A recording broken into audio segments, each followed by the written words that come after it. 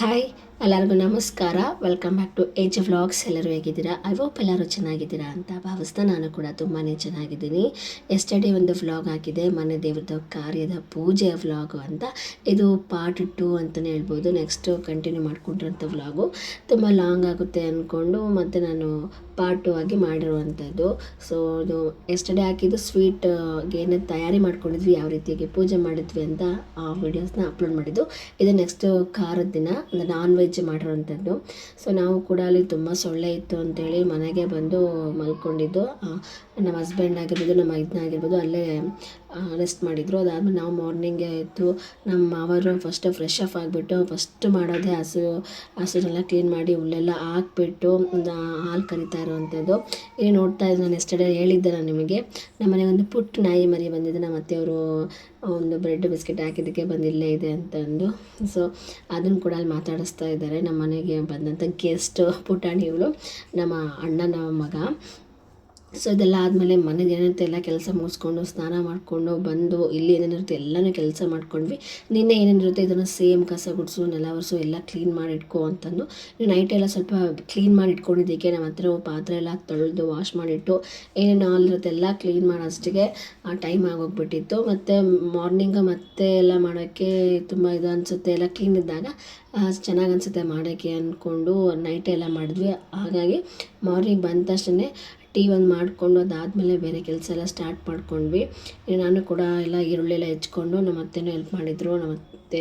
ನಮ್ಮ ಅತ್ತೆಯವರ ತಂಗಿ ಮಗಳು ಕೂಡ, ನಾನು ಮತ್ತು ಕಾವ್ಯ ಅಂತ ಇದ್ವಲ್ಲ ಅವರು, ನಮ್ಮ ಅತ್ತೆ 3 ಜನ ಸೇರಿಕೊಂಡು ಇಷ್ಟು ಕೆಲಸ ಮಾಡ್ತಾನೆ ಇದ್ವಿ. ಅದಾದಮೇಲೆ ಒಬ್ಬೊಬ್ಬರೇ ಬಂದುಬಿಟ್ಟು ಎಲ್ಲ ಹೆಲ್ಪ್ ಮಾಡಲಿಕ್ಕೆ ಸ್ಟಾರ್ಟ್ ಮಾಡಿದರು. ಇನ್ನು ನಮ್ಮ ಹಸ್ಬೆಂಡ್ ಅಕ್ಕನ ಮಕ್ಕಳೆಲ್ಲ ಬಂದಿದ್ದರು, ತಂಗಿ ಮಕ್ಕಳೆಲ್ಲ ಇದ್ರಲ್ವ.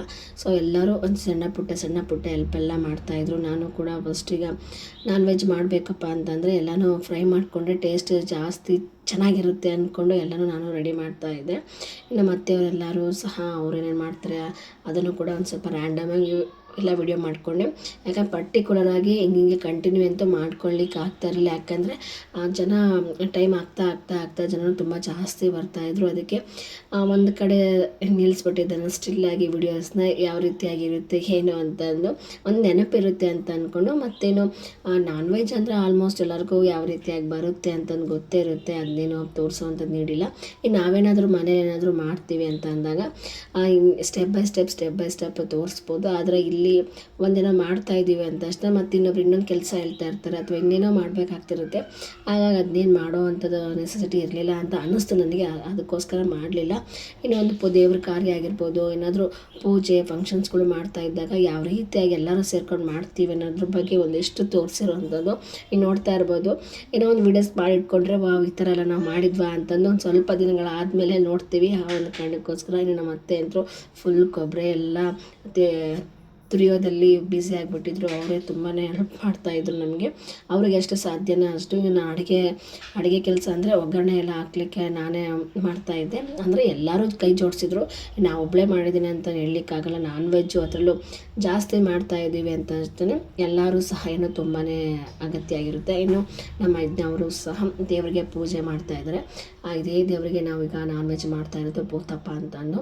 ಇಟ್ಸ್ ವೆರಿ ಪವರ್ಫುಲ್ ದೇವರು ಅಂತಲೇ ಹೇಳ್ಬೋದು. ಇನ್ನು ಅವ್ರು ನಾನೇನು ಮಾಡ್ತಾ ಇರಲಿಲ್ಲ. ಅಂದರೆ ಮನೆಯಲ್ಲಿ ಅಂದರೆ ಗೆಸ್ಟಾಗಿ ಬಂದಿರೋವಂಥದ್ದೇ ತಂಗಿ ಮಕ್ಕಳು ಇದ್ರಲ್ಲ, ನಮ್ಮ ಮನೆಯವ್ರ ತಂಗಿ ಮಕ್ಳಿಗೆ ಕಳಿಸ್ಕೊಟ್ಟೆ ಫೋನಲ್ಲಿ ವೀಡಿಯೋಸ್. ಪೂಜೆ ಏನಾದರೂ ಮಾಡ್ತಾಯಿದ್ರೆ ವೀಡಿಯೋಸ್ ಏನಾದರೂ ಮಾಡ್ಕೊಂಬ ಅಂತಂದು ಅದಕ್ಕೆ ಮಾಡ್ತಾಯಿದ್ರೆ ಇವ್ರಿಗೆ ಗೊತ್ತೇ ಇಲ್ಲ ಮಾಡ್ತಾ ಇರೋದು. ಅದಕ್ಕೆ ಫೋನ್ ಕಸ್ಕೊಳಕ್ಕೆ ಹೋಗ್ತಾರೆ. ಒಬ್ಬೊಬ್ರಿಗೆ ಒಂಥರ, ಒಬ್ರಿಗೆ ಇಷ್ಟ ಆಗುತ್ತೆ, ಒಬ್ರಿಗೆ ಇಷ್ಟ ಆಗಲ್ಲ.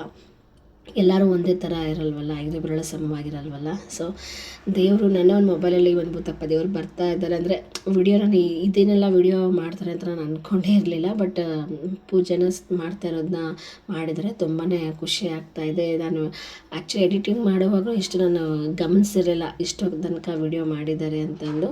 ತುಂಬ ಚೆನ್ನಾಗಿ ಕಾಣಿಸ್ತಾ ಇದ್ದೀನಿ. ಫುಲ್ಲು ಎಲ್ಲನೂ ಅಲಂಕಾರ ಮಾಡಿದ್ಮೇಲೆ ಇನ್ನೂ ತುಂಬಾ ಚೆನ್ನಾಗಿ ಕಾಣಿಸ್ತಾ ಇತ್ತು. ಅದನ್ನು ನಾನು ಕ್ಯಾಪ್ಚರ್ ಮಾಡ್ಕೊಂಡಿಲ್ಲ, ಸುಮ್ಮನೆ ಬೇಡ ಅಂತ ಅನ್ನಿಸ್ತು. ನಮ್ಮ ಹಸ್ಬೆಂಡು ಬೇಡ ಅಂತ ಅಂದರು, ಅದಕ್ಕೆ ಅದನ್ನು ಅಷ್ಟೇ ಮಾಡಿದ್ದು.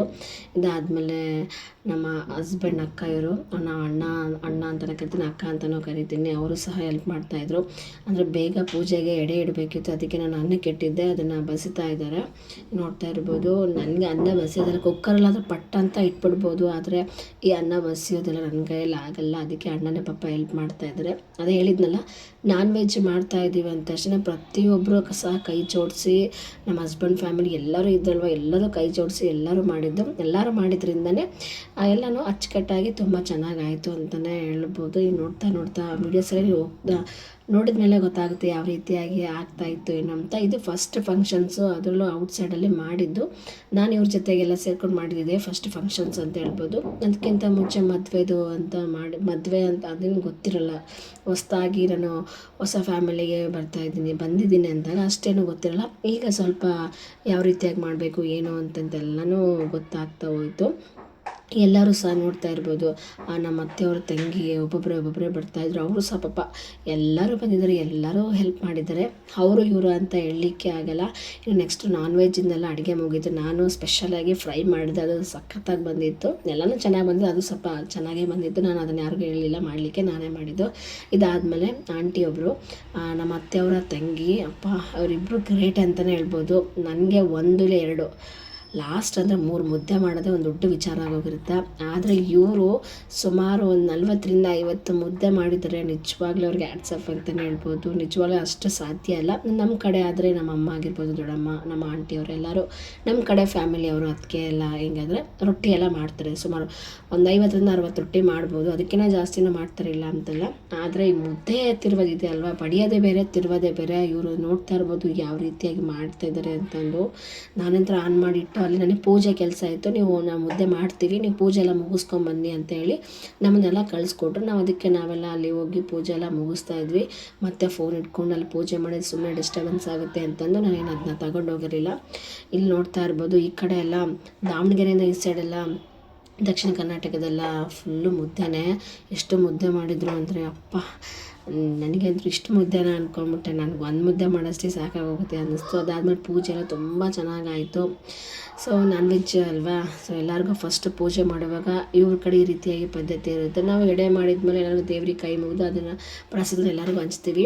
ಅದಾದಮೇಲೆ ನಾರ್ಮಲಾಗಿ ಎಲ್ಲರಿಗೂ ಊಟ ಬಡಿಸ್ತೀವಿ. ಅದನ್ನು ನಾನು ನೋಡಿ ಬಂದಿರೋವಂಥದ್ದು. ಆದರೆ ಇಲ್ಲಿ ಪ್ರತಿಯೊಬ್ಬರಿಗೂ ಊಟ ಬಡಿಸಿ ಎಲೆ ಅಡಿಕೆ ಇಟ್ಬಿಟ್ಟು ಅದಕ್ಕೆ ಒಂದು ಅವ್ರ ಕೈಯಲ್ಲಿ ಎಷ್ಟು ಸಾಧ್ಯನೋ ಅಮೌಂಟನ್ನು ಇಟ್ಬಿಟ್ಟು, ಅದಾದಮೇಲೆ ಊಟ ಎಲ್ಲ ಬಡಿಸಿ, ಅದಾದಮೇಲೆ ಇದು ಕರ್ಪೂರ ಹಚ್ಚಿ, ಆಮೇಲೆ ಪ್ರಾರ್ಥನೆ ಸಲ್ಲಿಸಿ, ಅದಾದಮೇಲೆ ಗೋವಿಂದ ಅಂತೇಳಿ ಎಲ್ಲ ದೇವ್ರನ್ನ ಒಂದು ಪ್ರಾರ್ಥನೆ ಮಾಡಿಬಿಟ್ಟು, ಅದಾದಮೇಲೆ ಈಗ ನೋಡ್ತಾ ಇರ್ಬೋದು, ನಮ್ಮ ಒಬ್ಬರು ಅಣ್ಣ ಇದ್ದಾರೆ, ಅಂದರೆ ನಮ್ಮ ಹಸ್ಬೆಂಡ್ ಇದ್ದಾರೆ, ಅವರ ಅಕ್ಕನ ಗಂಡ ಒಬ್ಬರು ಗೋವಿಂದ ಅಂತ ಹೇಳ್ತಾ ಇದ್ದಾರೆ. ಯಾರೂ ಸಹ ಊಟ ಮಾಡಬಾರ್ದು, ಬಡಿಸ್ತೀವಿ, ಅದೆಲ್ಲ ಆದಮೇಲೆ ಪೂಜೆ ಎಲ್ಲ ಮುಗಿದ್ಮೇಲೆ ಊಟ ಮಾಡಬೇಕು ಅಂತೆಲ್ಲ ಹೇಳ್ತಾಯಿದ್ರು.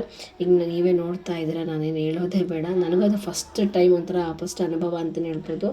ನಮ್ಮ ಕಡೆ ಎಲ್ಲ ಈ ಥರ ಎಲ್ಲ ಮಾಡ್ತಾಯಿರಲಿಲ್ಲ, ಎಲ್ಲರೂ ಅಡುಗೆ ಬಡಿಸ್ತಾಯಿದ್ರು. ನನಗೆ ಹೊರಗಡೆ ಕೆಲಸ ಇತ್ತು, ಅದಕ್ಕೆ ನಾನು ಹೊರಗಡೆ ಕೆಲಸ ಮಾಡ್ಕೊತಾ ಇದ್ದೆ. ನಾನ್ ವೆಜ್ ಅಂದ ತಕ್ಷಣ ದೊಡ್ಡವರೇ ಇರ್ತಾರಲ್ವ, ಅವರೇ ಬಡಿಸ್ತಾ ಇರ್ತಾರೆ ಅಂದ್ಕೊಂಡು ನಾನು ಹೊರಗಡೆ ಏನೇನಿರುತ್ತೆ ಅದನ್ನೆಲ್ಲನೂ ಅಂದರೆ ಹಾಕ್ಕೊಡೋದೆಲ್ಲ ಮಾಡ್ತಾಯಿದ್ದೆ. ಅಂದರೆ ಹೊರಗಡೆ ಅಂದರೆ ಸೈಡ್ಗೆ, ಮತ್ತು ಹೊರಗಡೆ ಏನೇನು ಕೆಲಸ ಇರುತ್ತೆ ಎಲ್ಲನೂ ಸಹ ಮಾಡಿಕೊಂಡು ಮಾಡ್ತಾಯಿದ್ದೀನಿ. ಇನ್ನು ನಮ್ಮ ಅತ್ತೆ ಆಗಿರ್ಬೋದು, ನಮ್ಮ ಅತ್ತೆಯವರ ತಂಗಿಯವರೆಲ್ಲರೂ, ಆಂಟಿಯವರೆಲ್ಲರೂ, ಅಕ್ಕ ಎಲ್ಲರೂ ಮಾಡ್ತಾಯಿದ್ರು. ಇನ್ನೆಲ್ಲನೂ ಊಟ ಎಲ್ಲ ಬಡಿಸಿ, ಅದಾದಮೇಲೆ ನಾನು ಹೇಳಿದ್ನಲ್ಲ ಸೇಮ್ ಅದೇ ರೀತಿಯಾಗಿ ನನಗೊಂಥರ ಕ್ಯೂರಿಯಾಸಿಟಿ, ಏನು ಮಾಡ್ತಿದ್ದಾರೆ ಇದೆಲ್ಲ ಅಂತಂದು. ನೈಟು ಇದೇ ರೀತಿಯಾಗಿ ಮಾಡಿದರು. ಅಷ್ಟೇನು ನನಗೆ ಹೊಸದು ಅಂತ ನೈಟ್ ನೋಡಿದಾಗ ಅಷ್ಟು ಫಸ್ಟ್ ಟೈಮ್ ಅಂತ ಅನ್ನಿಸ್ತು. ಇದಾದಮೇಲೆ ಇದು ನೋಡಿ ಓಕೆ ಹಿಂಗೆಲ್ಲ ಮಾಡ್ತಾರೆ, ನನಗೆ ಗೊತ್ತಿರಲಿಲ್ಲ. ನಾವು ಮಾಡುವಾಗ ಈ ಥರ ಎಲ್ಲ ಮಾಡ್ತಾ ಇರಲಿಲ್ಲ. ಹಿಂಗೆ ನೆಕ್ಸ್ಟ್ ಏನಾದರೂ ನಾವು ಮಾಡಬೇಕು ಅಥವಾ ಏನಾದರೂ ಫಂಕ್ಷನ್ಸ್ ಮಾಡಬೇಕು ಅಂದರೆ, ಇನ್ನು ನೆಕ್ಸ್ಟ್ ನಮ್ಮ ಮೈದನ ಮದುವೆ ಇದೆ, ಅವಾಗ ಏನಾದರೂ ಮಾಡಬೇಕಂದ್ರೆ ಇದೆಲ್ಲ ನಾವು ನೋಡ್ಕೊಂಡಿರಬೇಕು. ಅದಕ್ಕೆ ನಾನು ನೋಡ್ತಾ ಇರ್ಬೋದು.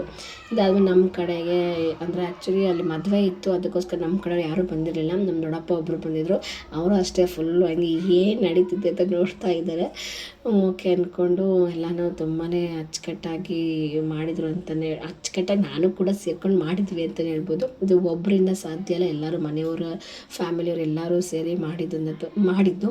ಸ್ವೀಟ್ ಆಗಿದ್ದರೆ ನಮ್ಗೆ ಎಷ್ಟು ಬೇಜಾರಾಗಿದೆ, ಯಾರೂ ಬಂದಿರಲಿಲ್ಲ, ಮೂವರೇ ಸೇರ್ಕೊಂಡು ಮಾಡಿದ್ವಿ. ಇದಾದಮೇಲೆ ಒಬ್ಬೊಬ್ಬರೇ ಬಂದು ಎಲ್ಲರೂ ಸೇರಿಕೊಂಡು ಒಟ್ಟಿಗೆ ಮಾಡಿದ್ದು ತುಂಬಾ ಖುಷಿ ಆಯಿತು ಅಂತಲೇ ಹೇಳ್ಬೋದು. ಇದಾದಮೇಲೆ ಇವರೆಲ್ಲ ಊಟ ಮಾಡಿದ್ಮೇಲೆ ಮತ್ತು ಯಾರ್ಯಾರು ಬರ್ತಾರೋ ಎಲ್ಲರೂ ಊಟ ಮಾಡಿ, ಮತ್ತು ನಾವು ಕೂಡ ಫೈನಲಾಗಿ ಊಟ ಮಾಡಿ ತುಂಬ ಖುಷಿಯಾಗಿ ಎಲ್ಲರಿಗೂ ಊಟ ಚೆನ್ನಾಗಿ ಮಾಡಿಸಿದ್ರು. ಎಲ್ಲರೂ ಒಟ್ಟುಗೂಡಿ ತುಂಬ ಎಕ್ಸ್ಪ್ರೆಸ್ ಮಾಡಲಿಕ್ಕಾಗಲ್ಲ ಪದೇ ಪದೇ. ಎಲ್ಲರೂ ತುಂಬಾ ಚೆನ್ನಾಗಿ ಬಂದು ತುಂಬಾ ಇಷ್ಟಪಟ್ಟು ಮಾಡಿದರು, ಊಟ ಮಾಡಿದ್ವಿ, ಎಲ್ಲರೂ ಊಟ ಮಾಡಿದ್ದು. ಅದಾದಮೇಲೆ ಏನೇನಿರುತ್ತೆ ಎಲ್ಲನೂ ಸಹ ಎಲ್ಲ ಹೋಗ್ತಾ ಹೋಗ್ತಾ ನಾನ್ ವೆಜ್ ಅಂದರೆ ಗೊತ್ತಿರ್ಬೋದಲ್ವ, ಟೈಮ್ ಆದರೂ ಸಹ ಜನ ಬರ್ತಾನೆ ಇದ್ದರು. ಫೈನಲಾಗಿ ಒಂದು 5 ಗಂಟೆ ತನಕನೂ ಎಲ್ಲನೂ ಊಟ ಎಲ್ಲ ಬಡಿಸೋದೆಲ್ಲ ಆದಮೇಲೆ ಎಲ್ಲನೂ ಕ್ಲೀನ್ ಮಾಡಿಬಿಟ್ಟು ಪಾತ್ರೆ ಏನೇನು ಇರುತ್ತೆ ಎಲ್ಲನೂ ತೆಗೆದುಬಿಟ್ಟು ಪಾತ್ರೆ ಎಲ್ಲ ವಾಶ್ ಮಾಡಿ ಎಲ್ಲನೂ ಕ್ಲೀನಾಗಿ ಒಂದೊಂದೇ ಜೋಡಿಸಿಟ್ಕೊಂಡು ಸ್ವಲ್ಪ ಹೊತ್ತು ಕುತ್ಕೊಂಡು ಅಡಿಕೆಯಲ್ಲಿ ಹಾಕ್ಕೊಂಡು ಮಾತಾಡ್ತಾ ಏನೋ ಗೊತ್ತಿರ್ಬೋದು 7 ಅಪ್ಪು ಮತ್ತು ಜೀರಾ ಎಲ್ಲ ತಂದು ಎಲ್ಲರಿಗೂ ಕೊಟ್ಟು ಎಲ್ಲರೂ ಕುಡಿದು ಸ್ವಲ್ಪ ಹೊತ್ತು ಮಾತಾಡ್ತಾ ಹೊರಗಡೆ ಕೂತ್ಕೊಂಡು ಎಲ್ಲ ಟೈಮ್ ಪಾಸ್ ಮಾಡ್ಕೊಂಡು ಅಡಿಕೆಲೆಲ್ಲ ಹಾಕ್ಕೊಂಡು ಎಲ್ಲರೂ ಊಟ ಎಲ್ಲ ಆಯಿತು. ಅದನ್ನೆಲ್ಲನೂ ಜೋಡಿಸಿಟ್ಕೊಂಡ್ವಿ. ಒಬ್ಬರು ಅಂಕಲಿಗೆ ಕೂಡ ವೇಟ್ ಮಾಡ್ತಾಯಿದ್ವಿ, ಅವರು ಕೂಡ ಬಂದರು. ಎಲ್ಲನೂ ಸಹ ಗಾಡಿಯಲ್ಲೇ ಜೋಡಿಸಿ ಇಟ್ಟು ಎಲ್ಲ ಕ್ಲೀನ್ ಮಾಡಿ ಎಲ್ಲನೂ ಜೋಡಿಸಿಟ್ಕೊಂಡು ಗಾಡಿ ಸೀದಾ ತಗೊಂಡು ಮನೆಗೆ ಹೋಗಿ ಡ್ರಾಪ್ ಮಾಡಿದ್ದು ಅಲ್ಲೆಲ್ಲ ಇಟ್ಟರು ಅಂಕಲ್. ಅದಾದಮೇಲೆ ನಾವು ಕೂಡ ಹೆಂಗೂ ಕ್ಯಾಮ್ರಾ ತೊಗೊಂಡೋಗಿದ್ದೆ, ಸ್ಟ್ಯಾಂಡ್ ತೊಗೊಂಡೋಗಿದ್ದೆ. ಆಂಟಿಯವ್ರು ಎಲ್ಲರೂ ಇದ್ರಲ್ವ, ಅವ್ರ ಜೊತೆ ಮಾತಾಡ್ತಾ ಹೋಗ್ತಾ ಇದ್ವಿ ನಡ್ಕೊತ. ನನಗೆ ಅಷ್ಟು ಮಾತಾಡೋದಷ್ಟು ಅಂದರೆ ನಾನು ನಮ್ಮಮ್ಮನ ಜೊತೆಗೆ ನಮ್ಮ ದೊಡ್ಡಮ್ಮನ ಜೊತೆಗೆ ಮಾತಾಡೋಷ್ಟು ನನಗೆ ಅಷ್ಟು ಅಟ್ಯಾಚ್ಮೆಂಟ್ ಇರೋಲ್ಲ. ಹಾಗಾಗಿ ಅಷ್ಟು ಅಂದರೆ ಪಾಪ ಅವ್ರು ನಮ್ಮ ಜೊತೆಗೆ ತುಂಬ ಓಪನ್ನಾಗಿ ಚೆನ್ನಾಗಿ ಮಾತಾಡಿಸ್ತಾರೆ. ಬಟ್ ನಾನಿನ್ನೂ ಸ್ಟಾರ್ಟಿಂಗ್ ಅಲ್ವಾ, ಹೋಗ್ತಾ ಅಡ್ಜಸ್ಟ್ ಆಗ್ತಾ ಹೋಗಬೇಕಾಗುತ್ತೆ. ಎಲ್ಲೇ ಆದರೂ ಅಷ್ಟೇ, ನಾವು ಹಿಂಗೆ ಎಲ್ಲ ಕಡೆಗೂ ಒಂದೇ ಥರ ಇರೋಕ್ಕಾಗುವುದಿಲ್ಲ. ಬಟ್ ಎಲ್ಲರೂ ತುಂಬ ಚೆನ್ನಾಗಿ ಅಡ್ಜಸ್ಟ್ ಆಗ್ತಾರೆ, ಆ ಥರ ಏನೂ ಇಲ್ಲ. ಒಂಥರ ನನಗೆ ಹೊಸ ಫ್ಯಾಮಿಲಿ ಅಂತ ಅನ್ನಿಸ್ಲಿಲ್ಲ. ತುಂಬ ಖುಷಿಯಾಗಿ ಎಲ್ಲರೂ ನಮ್ಮ ಅತ್ತೆಯವ್ರ ತಂಗಿಯರು ಎಲ್ಲರೂ ತುಂಬ ಚೆನ್ನಾಗೇ ಮಾತಾಡ್ಸಿದ್ರು. ಆಂಟಿಯವರೆಲ್ಲ ತುಂಬ ಪ್ರೀತಿಯಿಂದಲೇ ಮಾತಾಡಿಸಿದ್ರು. ನಂತರ ಎಲ್ಲರ ಜೊತೆಗಿದ್ದು ತುಂಬಾ ಖುಷಿ ಆಯಿತು. ಅಂಕಲ್ಲು ಕೂಡ ಬಕೆಟಲ್ಲಿ ಇಟ್ಕೊಂಡು ಹೋಗ್ತಾ ಇದ್ದಾರೆ ನೋಡಿ. ಎಲ್ಲರೂ ಒಂಥರ ಫ್ಯಾಮಿಲಿಯಲ್ಲಿ ಎಷ್ಟು ಚೆನ್ನಾಗಿ ಇತ್ತು ಅಂದರೆ ನೆಕ್ಸ್ಟ್ ಹಿಂಗೆ ಮತ್ತೆ ಎಲ್ಲರೂ ಈ ಟೈಮಲ್ಲಿ ಒಂದು ಪೂಜೆ ಟೈಮಲ್ಲಿ ಎಲ್ಲರೂ ಒಟ್ಟುಗೂಡಿರೋವಂಥದ್ದು. ನೆಕ್ಸ್ಟ್ ನಾವು ಎಲ್ಲರೂ ಮತ್ತೆ ಮದುವೆ ಟೈಮಲ್ಲಿ ಎಲ್ಲರೂ ಜೊತೆ ಸೇರ್ತೀವಿ ಅಂತಲೇ ಹೇಳ್ಬೋದು. ಇದಾದಮೇಲೆ ಎಲ್ಲರೂ ಈಗ ಸುಮ್ಮನೆ ಕೂತ್ಕೊಂಡು ಬೈಕ್ ಬರೋವರೆಗೂ ವೇಟ್ ಮಾಡೋದೇನು ಅಂತ ಹೇಳ್ಬಿಟ್ಟು ನಡ್ಕೊಂಡೆಲ್ಲ ಹೋಗ್ತಾ ಇದ್ವಿ. ಅಂಕಲ್ ಏನಿದು ವೀಡಿಯೋ ಮಾಡ್ತಾ ಇರೋದು ಅಂತೇಳಿ, ಅಂಕಲ್ ವೀಡಿಯೋ ಮಾಡ್ತಾಯಿದ್ದೀನಿ ನಾನು ಯೂಟ್ಯೂಬ್ಗೆ ಅಂತ ಕೇಳಿ ಅಂತ ಹೇಳ್ತಿದ್ದೆ. ಅದಕ್ಕೆ ಅವ್ರು ಬಂದು ಫುಲ್ ಹತ್ರ ಬಂದು ಸ್ಮೈಲ್ ಮಾಡ್ತಾಯಿದ್ರು. ಇದಾದಮೇಲೆ ಆಂಟಿನೆಲ್ಲ ಮಾತಾಡ್ತಾ ಬರ್ತಾಯಿದ್ವಿ. ಅದಕ್ಕೆ ನಾನು ಹಾಗೆ ಒಂದು ನೆನಪಿರುತ್ತೆ ಅಂತ ಹೇಳ್ಬಿಟ್ಟು ವೀಡಿಯೋಸ್ನೆಲ್ಲ ಮಾಡ್ಕೊತಾ ಇದ್ದೆ. ಅಲ್ಲೇ ಬರ್ತಾ ಇರುವಾಗ ಪಕ್ಕದಲ್ಲಿ ಒಂದು ಕರಿಬೇವಿನ ಗಿಡ ಇತ್ತು. ಅದು ಎಷ್ಟು ಚೆನ್ನಾಗಿತ್ತು ಅಂದರೆ ನನಗಂತೂ ಏನೇ ತಗೊಳ್ಳಿ ಬೆಂಗಳೂರು ಪಟ್ ಅಂತ ನೆನಪಾಗುತ್ತೆ.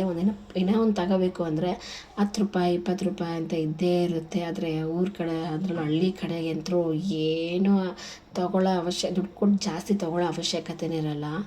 ನಮ್ಮ ಅತ್ತೆ ಅಂತೂ ಪುದೀನ ಆಗಿರ್ಬೋದು ಅಥವಾ ಹೂವು ಎಲ್ಲ ಥರ ಹೂವು ಆಗಿರ್ಬೋದು, ಕರಿಬೇವು ಆಗಿರ್ಬೋದು, ಹಣ್ಣಾಗಿರ್ಬೋದು, ಟೊಮೊಟೊ ಆಗಿರ್ಬೋದು ಎಲ್ಲನೂ ಮನೆ ಹತ್ರನೇ ಹಾಕ್ಬಿಟ್ಟಿದ್ದಾರೆ. ಇಲ್ಲೂ ಅಷ್ಟೇ ಪಕ್ಕದಲ್ಲಿ ಯಾರೋ ತೋಟದಲ್ಲಿ ಹಾಕಿದ್ರು ಅಂತೇಳಿ ಆಂಟಿ ಒಬ್ಬರು ಹಾಗೆ ಕಿತ್ಕೊತಾ ಇದ್ದಾರೆ, ನೋಡ್ತಾ ಇರ್ಬೋದು.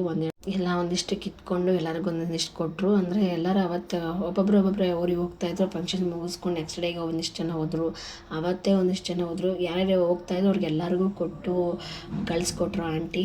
ಸೊ ಎಲ್ಲರೂ ಒಬ್ಬೊಬ್ಬರೇ ಬೈಕಲ್ಲಿ ಮನೆಗೆಲ್ಲ ಹೋಗಿ ಅವತ್ತಿನ ದಿನ ತುಂಬಾ ಚೆನ್ನಾಗಿ ಟೈಮ್ ಸ್ಪೆಂಡ್ ಮಾಡಿದ್ವಿ ಅಂತಲೇ ಹೇಳ್ಬೋದು. ಮತ್ತು ಅಲ್ಲಿಗೆ ಪಾತ್ರೆ ಎಲ್ಲ ತೊಗೊಂಬಂದಿದ್ವಲ್ಲ ಎಲ್ಲನೂ ಸಹ ಇಳಿಸ್ಬಿಟ್ಟು ಮನೆಗೆಲ್ಲ ಜೋಡಿಸಿ ಕಾಫಿ ಮಾಡಿಕೊಂಡು ಕುಡಿದು ಎಲ್ಲರೂ ಟೈಮ್ ಸ್ಪೆಂಡ್ ಮಾಡಿ, ಅಡುಗೆಗೂ ನಾನ್ ವೆಜ್ ಸ್ವಲ್ಪ ಸಾಂಬಾರೆಲ್ಲ ಇತ್ತು, ಮುದ್ದೆ ಮಾಡಿ ಅನ್ನ ಮಾಡಿ ಊಟ ಮಾಡಿಬಿಟ್ಟು ಎಲ್ಲರೂ ಮಾತಾಡ್ತಾ ಒಂದಿನ ಕಳೆದ್ವಿ. ನಮಗಂತೂ 2 ದಿನ ಹೇಗೆ ಹೋಯ್ತು ಅಂತಲೇ ಗೊತ್ತಾಗಲಿಲ್ಲ. ಮತ್ತು ನೆಕ್ಸ್ಟ್ ಡೇಗೆ ಕೆಲಸ ಅಂದ್ಕೊಂಡು ಮತ್ತೆ ನಾನು ಬೆಂಗಳೂರಿಗೆ ಬರಬೇಕಿತ್ತು. ಅದಕ್ಕೆ ರೆಡಿಯಾಗಿ ಎಲ್ಲ ಹೋಗುವಾಗ ಹಸುಗೆ ಸ್ವಲ್ಪ ಹುಲ್ಲೆಲ್ಲ ಹಾಕಿ ಸ್ವಲ್ಪ ನೋಡ್ತಾ, ಅದಾದಮೇಲೆ ನಾಯಿ ಮರಿ ಹೋಗುವಾಗಂತೂ ಎಷ್ಟು ಜೀವ ಮಾಡ್ತಿತ್ತು ಅಂದರೆ ನಾಯಿಗಳಿಗೆ ನಿಯತ್ತು ಯಾರಿಗಿಲ್ಲ ಅಂತ ಇದಕ್ಕೆ ಹೇಳ್ತಾರೆ ಅಂತ ಅನ್ನಿಸ್ಬಿಡ್ತು. ಸೊ ಅದನ್ನು ಮಾತಾಡಿಸ್ತಾ ಒಂದಿಷ್ಟು ಬಿಸ್ಕೆಟ್ ಹಾಕ್ತಾ ನಾವು ಕೂಡ ಬೆಂಗಳೂರು ಕಡೆಗೆ ಬಂದ್ವಿ. ಸೊ ಇದಾಗಿತ್ತು ನಮ್ಮ ಮನೆ ದೇವರ 2 ದಿನದ ಪೂಜೆಯ ಕಾರ್ಯ ವ್ಲಾಗ್. ಯಾರೆಲ್ಲ ಒಂದು ವಿಡಿಯೋನ ಫುಲ್ಲಾಗಿ ವಾಚ್ ಮಾಡಿದ್ರೆ ಅವ್ರಿಗೆಲ್ಲರಿಗೂ ಥ್ಯಾಂಕ್ ಯು ಸೋ ಮಚ್. ಮತ್ತು ಮುಂದಿನ ವ್ಲಾಗಲ್ಲಿ ಮತ್ತೆ ಸಿಗ್ತೀನಿ. ಅಲ್ಲಿವರೆಗೆ ನೋಡ್ತಾ ಇರಿ AJ ವ್ಲಾಗ್ಸ್ ಕನ್ನಡ. ಎಲ್ಲರಿಗೂ ನಮಸ್ಕಾರ. ಟೇಕ್ ಕೇರ್, ಬಾಯ್.